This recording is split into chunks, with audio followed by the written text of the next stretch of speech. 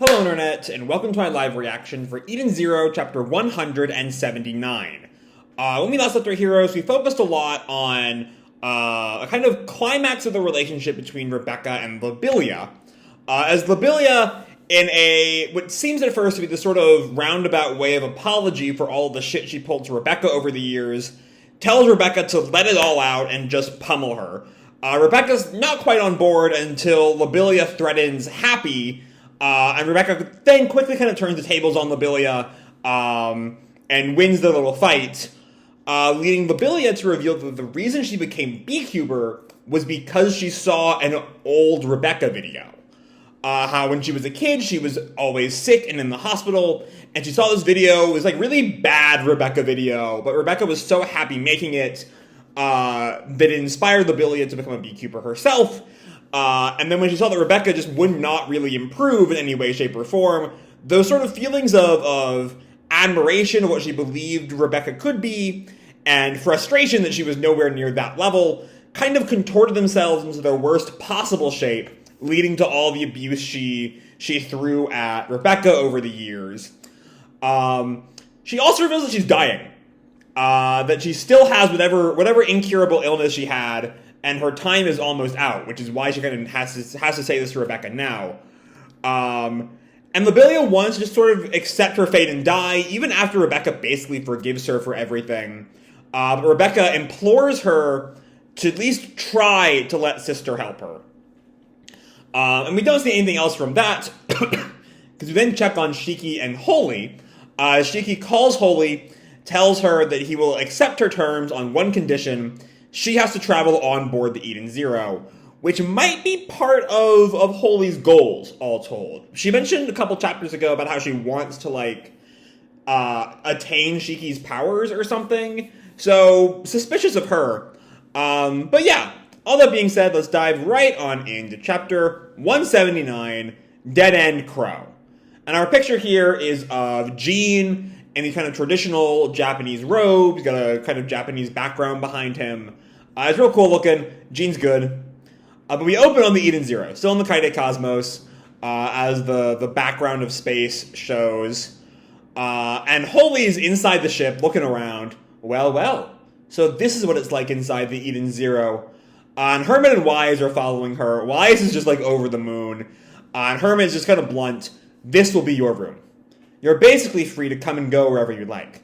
But you can't go into the main control room or any of our major facilities. And Holy just keeps on walking. We can hear the clack, clack, clack of her heels as she walks. Yes, ma'am. And Hermit looks at her. You're so agreeable, I'm getting suspicious. But Holy just tells her, you'll monitor me the whole time anyway, won't you? Will you be picking on me on the toilet in the bath too, I wonder? And Wise sort of blushes and turns away. We would never do that. So Wise has become something of an interesting character to me, because I'm thinking back to his sort of defending the girls from Connor's lascivious? However that word is pronounced, gaze back during the first Rizetsu Land chapter. But also he's clearly into Holy, so I'm not quite sure what's going on with it. I'm not sure if he's kind of changed from his sort of horn dog days, or if he's just, at least is less focused on being attracted to his own crew or something. I don't know. Anyway, Hermit is just all serious, though. Shiki's orders. We won't watch you any more than necessary. He says as long as she's on our ship, she's one of us. That's a little trusting, Shiki, but okay.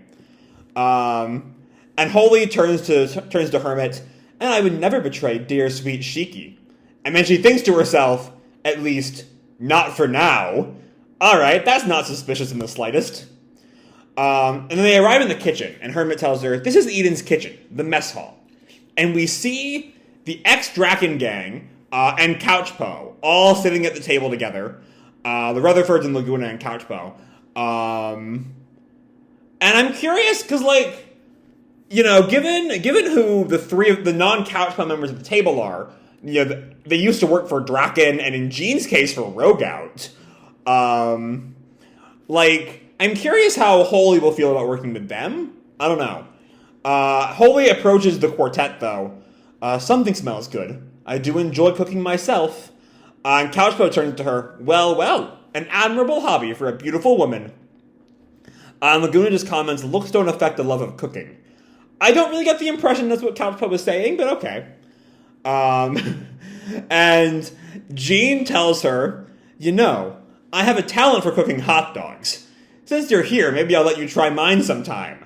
And Wise reacts there with a, hey! It's unclear if Jean means that as a bit of a euphemism there for another hot dog-shaped body part. Or if he's actually just like completely genuine there. And also it's hard to tell if Wise is reading that double entendre into it, or if he's just jealous of Jean getting closer to Holy than him. I don't know. Anyway, Clean responds, this person, he is my brother. And those are Miss Couchpo and Laguna Reno. And Holy just tells her, yes, I know. I have done my homework on the crew here, Clean dear. And Jean just goes on, do you want to try my hot dog? And Wise answers the question as to what he is reading into this. Not another word, you oblivious pervert. Yeah, that's a lot there. And further on in the tour, Hermit goes on, this is the dress factory. It's our wardrobe room. It will instantly create any outfit you design. And Holy's all gung-ho for that. Oh, I love it. And Pino's there, who tells her, you input the clothing you want to wear here. Mm-hmm. Then you push this button. And we see Pino transform into this, like, rabbit onesie. It's real cute. And Holy gushes over her. Oh, how cute. And Wise, go on, Miss Holy, you should try it. This outfit, for example. And we see she goes into bunny girl outfit, maid outfit, sort of looks like kind of traditional, I think, Chinese robes, though again, not much an expert on that front. So yeah, also Holy, like, at first I thought it was just sort of Wise revealing that he is still just as horny as he used to be. But also, Holy's really into it too. So anyway, Holy goes on, oh my, this is fun. And Wise shows her an outfit on his phone. Do this one next, you gotta! And Hermit just like glares at Wise, not happy with this shit. Anyway, Holy brings them back to a more serious topic. By the way, as I was saying earlier, I have done some research on all of your backgrounds. And he turns to Pino. But I couldn't find a single file on you, little Pino. You mean me? And Hermit tells her, she is the next generation of shining stars, created by Ziggy, an anti-bot android. There's actually something I haven't really thought about before, is that if Pino is part of a next generation of shining stars, that I'm assuming is separate from the dark stars that Ziggy's working with now, are there 3 other Pino-style bots in the world? Like, I mean, Pino's origins are still largely shrouded in mystery. Even the Ziggy thing, I think, is largely kind of guesswork. Oh, no, because Pino did say, way back at the beginning, that she was created by the Demon King. But it's largely unknown what the circumstances of her creation were. So maybe there are 3 more Pino-style androids out there. I don't know. Anyway, Next Generation Shining Stars, created by Ziggy, an anti-bot android. And Holy sort of squats and looks at, gets a closer look at Pino. Anti-bot? Then you're exactly what we're going to need in this battle. And Pino tells her, yes, Shiki is my master now. I am prepared to fight Lord Ziggy. And Holy just looks at her. And then we have that, like, last little, uncomfortable look. And we cut to the spa. This is the spa of Eden. And Holy is just, wrapped in a towel. Oh. It will heal fatigue, of course. And it can also activate the ether in your body. And we see Rebecca and Homer are also in the bath now. Barely covered. Hermie. So the best way to make friends is to bear it all. Is that it? And Homer is a bit of a blushing mess here. Okay. Is there some more to Homura than what we've sort of seen in the past? My heart just skipped a beat. Oops, I said that aloud. Was he happy he's also in the water? The water here feels really nice. And Holy at that sort of looks up at the sort of, not quite a skylight, the space light they have, I guess. And a hot soak while gazing at the Kaede skies. How very refined. But Rebecca leans over and tells her, I prefer the view in the Sakura Cosmos. And Holy has this like slight blush. It might just be the heat though. Now that you mention it, are you all from the Sakura Cosmos? And Hermit, like pouring water on herself, tells Holy, Laguna's from Aoi. And Holy tells them, I'm from the Yukino Cosmos. Sakura, Aoi, Kaede, Yukino. Do you know what they call all four of these cosmoses together? So that's another cosmos name we've learned. We've never heard Yukino before. And given this is Eden Zero and Majima loves his fairy tale callbacks, I'm wondering if Yukino Cosmos is in any way related to Yukino from Fairy Tail. I'm not sure. Like, it's not like some of the others, where like it's not like some of the other clear group callbacks where all the Arasion Seis have some ties to either the Fairy Tail Arasion Seis or the Rave Master Arasion Seis, depending on if they're Galactica or Interstellar. Like Sakura, Aoi, and Kaede have nothing to do with Fairy Tail, so it might just be a coincidence. But also, what was Holy's ship Angel? Was it tied up with Angel? Right? Let me see if I can find the wiki. What her ship? No, her ship is Midnight. Never mind. Because if it were Angel, that could be a callback to because Yukino and Angel are sisters. I don't know. Sort of hypothesizing there. But anyway, Yukino, that's our fourth cosmos name. Do you know what they call all four of these cosmoses together? And Homura just sort of wonders, the four cosmoses? And Happy asked, don't they just group them all together as the four cosmoses? But I thought there were 7 cosmoses, right? 7. That's what 7 is. So, like, why do they only just say the 4 cosmoses when there were 3 more? I don't know. Anyway, Holy goes on, yes, but they have another name, too. Sakura represents spring, Aoi is summer, Kaede is fall, and Yukino is winter. They're the 4 seasons, you see, and some call it... Oh, okay, so Mashima has a long history of season naming, right? Haru is spring, Natsu means summer, and so, a lot of people figure that his next protagonist will be named after fall, right? Which, I don't know what the word for fall is, but Shiki means 4 seasons, as I recall. And yes, Holy goes on, the Grand Shiki Cosmos, because Shiki means 4 seasons. And Rebecca's sort of stunned at that. Shiki? And Holy tells her, do you suppose it's a coincidence? Okay. I don't know what's going to go on there. But yeah.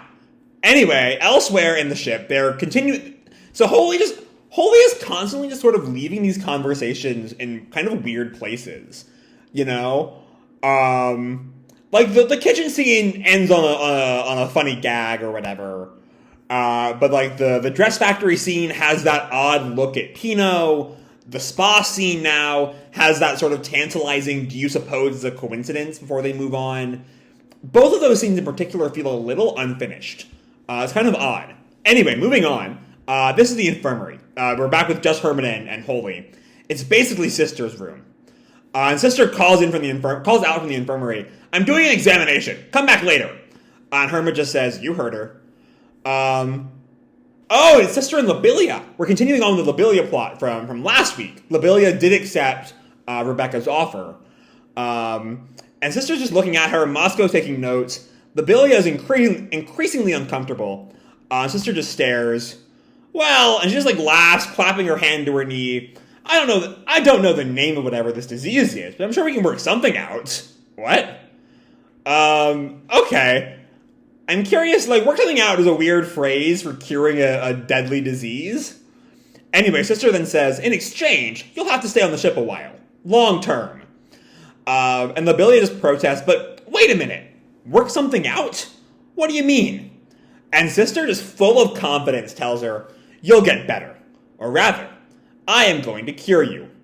I will say, though, at this point, this fucking warship, has 3, like, absurdly popular, basically influencers, At what point does the Eden Zero just become one of those fucking TikTok hype houses? That's the real question. That is the real question of Eden Zero. Are we living in a fucking TikTok hype house? But Labilia is sort of confused, but that's every single doctor I've ever seen said, and Sister cuts her off. Have you been looked at by an android doctor? Huh? All doctors, human or android, have their own fields of expertise. On top of that, I can use ether healing. So here's a weird thing. Because Sister sets up that on top of that I can use ether healing bit feels unattached to how you've been looked at by an android doctor, right? Which to me gives the impression, and I might be way off base here, but something about Labilia's condition is specifically tied in with being an android? That can't be right, though, because androids don't really age. And Labilia clearly has. We saw her in the flashback. She was like 10. So I don't know. Maybe there's something not quite fully human about Labilia. Now, anyway, Sister tells her, full of confidence, with my powers, I can cure you. And Labilia just trembles, I think never really expecting such good news, and finally breaks down. Really? And Sister tells her, be sure to thank Rebecca for bringing you to see me. Which reminds me, I hear you were quite a bully to our little Rebecca. So Labilia's kind of scared here, especially because I think she can sort of see the dungeon on the other side of the infirmary. And tries to defend herself. But Sister, being who Sister is fully on board. I totally get it. She has such a masochist vibe. And Labilia is just sort of stunned at the sudden turn.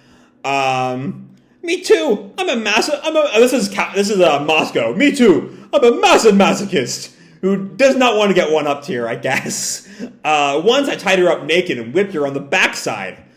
And Labilia protests, I never did anything that mean, and I had no idea Rebecca was into that. Was that like part of the that was tied up with Xenolith's training, wasn't it? It wasn't really. It didn't feel like a sex thing in the.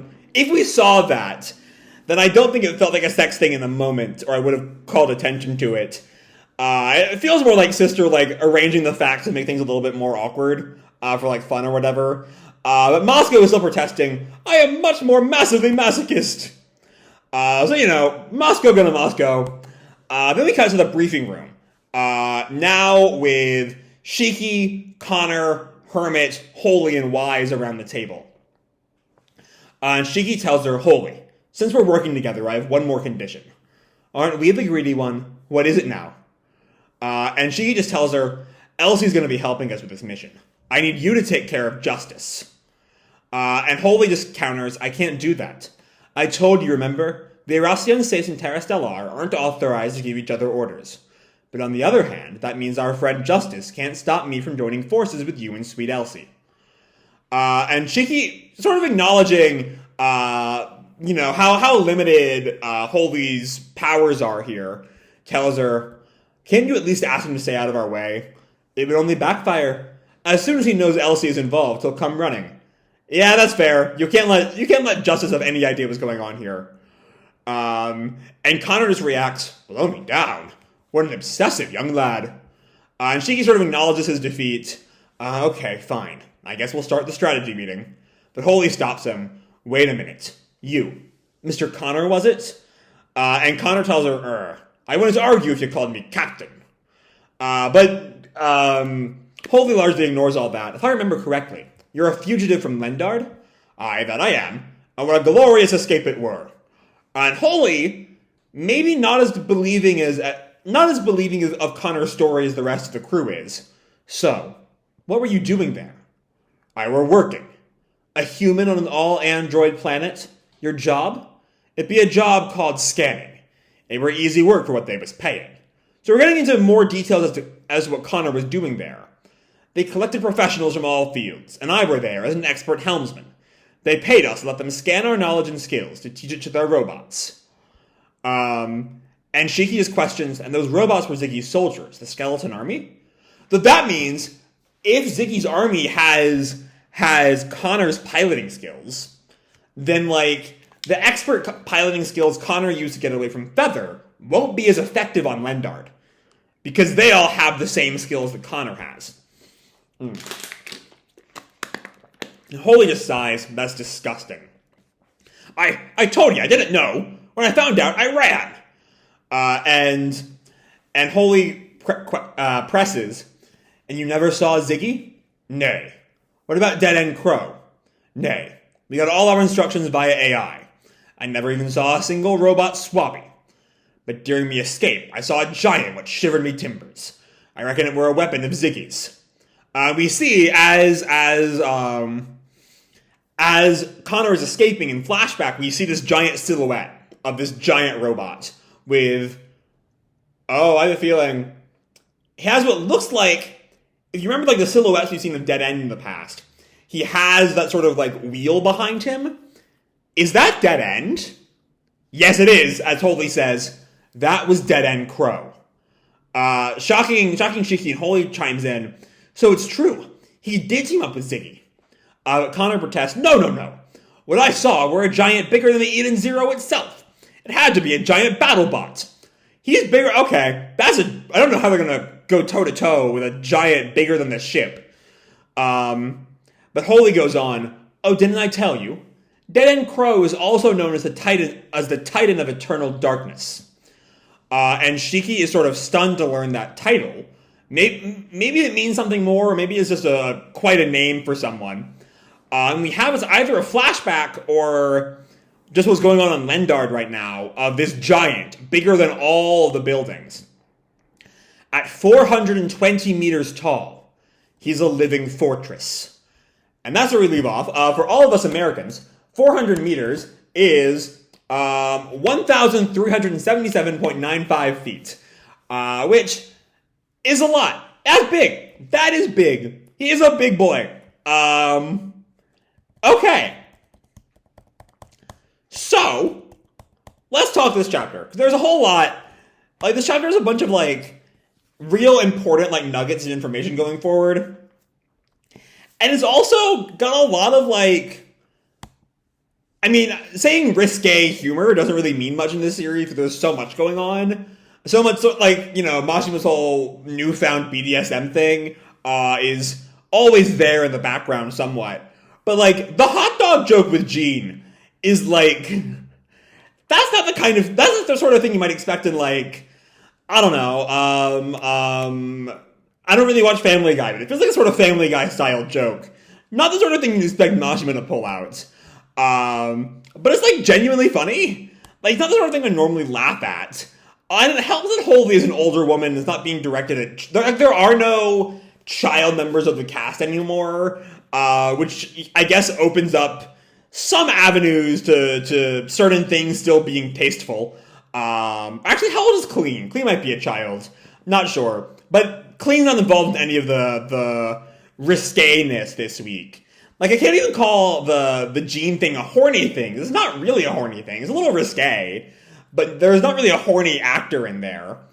Then we have an actual horny actor in Wise, who, and it's basically a rite of passage for a lot of members of the crew, helps Holy through her turn in the dress factory. Which, you know, the dress factory is good for some bits, but this is largely just Holy trying on some fetish outfits, whatever, moving on. But it was kind of sort of a recurring thing, is that couched within that horniness is some really interesting nuggets of information. Holy's reaction to meeting Pino, that last little suspicious look she gives her, that feels like it's going to be important later. I just don't know how yet. Speaking of, we have the spa scene, which is also, you know, as spa scenes tend to be, very kind of, you know, some male-gazy camera angles, so to speak. You know, when we see Herman, like the way Rebecca's posed when we first see her in the spa is very specifically sexual, and from what I can gather. But also we get that really interesting nugget about the grand Shiki Cosmos. Do you suppose it's a coincidence? There's definitely some interesting stuff going on there.